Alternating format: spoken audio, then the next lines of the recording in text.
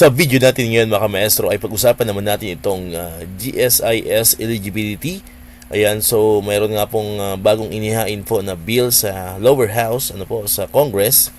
Ito pong after 10 years of service ay pwede na pong maka-avail nitong ating pensyon mga maestro sa GSIS. Kasi kung matandaan po natin, sa kasalukuyan po ay kailangan maka 15 years in service ka, no? Kailangan po ay maka 15 years in service ka para po maka-avail ka po nitong GSIS pension. Alright, pero dito po sa bill na inihain po sa lower Congress, so 10 years lamang po ang minimum requirements, no? 10 years of service lamang po ang minimum requirements para po mag-grant ka po ng GSIS pension. Alright, so alamin po natin yung buong detalye niyan mga kamaestro. So tingnan po natin yung House Bill sa lower Congress. Ayan, so ito po yung House Bill number 3127. Ito po yung an act shortening the mandatory service requirement for retirement benefits under the government service insurance system to 10 years, further amending Presidential Decree number 1146 as amended by Republic Act number 8291 or the Government Service Insurance System Act of 1997. So yan po ay na-file nitong August 5, 2025 at ang primary authors po yan or principal author po niyan ay si Congressman Rolando Ledesma Macasaet.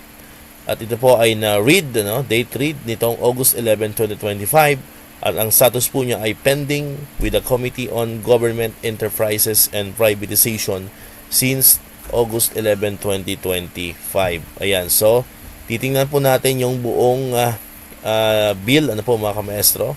So ito po yan. Ayan, so nakalagay po dyan House Bill number 3127, 28th Congress First Regular Session. Ayan, introduced by Representative Rolando Ledesma Macasaet. So yan nga po yung long title niyan, an act shortening the mandatory service requirement for retirement benefits under the Government Service Insurance System to 10 years, further amending Presidential Decree number 1146 as amended by Republic Act number 8291 or the Government Service Insurance System Act of 1997.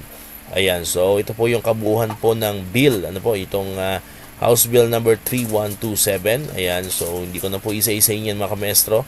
So makita nyo naman po yan sa screen po natin. Ayan, so pinapaliwanag lamang po dyan. Kaya po dyan, sa kasalukuyan ay 15 years, ang kinakailangan pong minimum service, years of service, ang dapat ma-render mo sa government para ikaw ay maka-avail ng GSIS pension pagdating mo ng 60 years old. Pero dito po sa House Bill 3127 na ito ay magiging 10 years na lamang po yan. Ibig sabihin, kung pumasok ka ng 50 years old sa government, ay may chance ka pa rin po na makakuha po ng pension pagdating mo po ng 60 years old. Alright?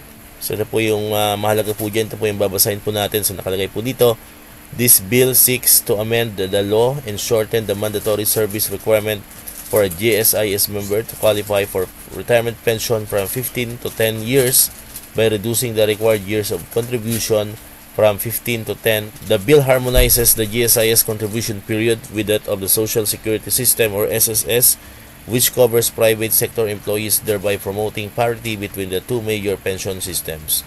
Ayan, so ito po ay signed ni Congressman, ang ating pong principal author, Congressman Rolando Ledesma Macasaet.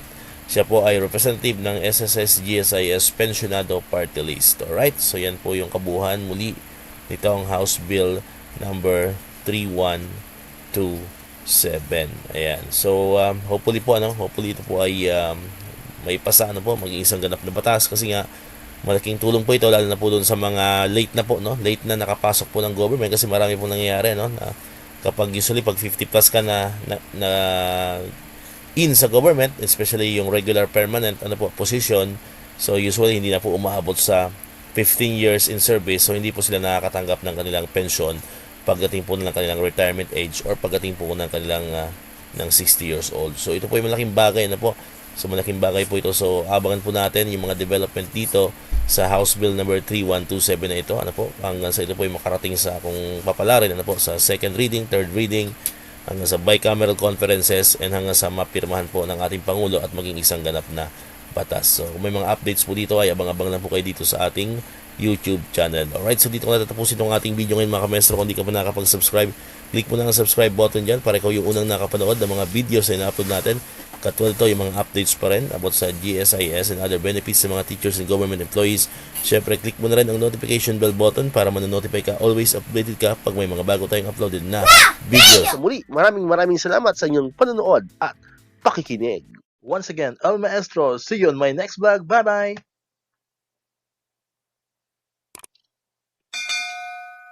1, 2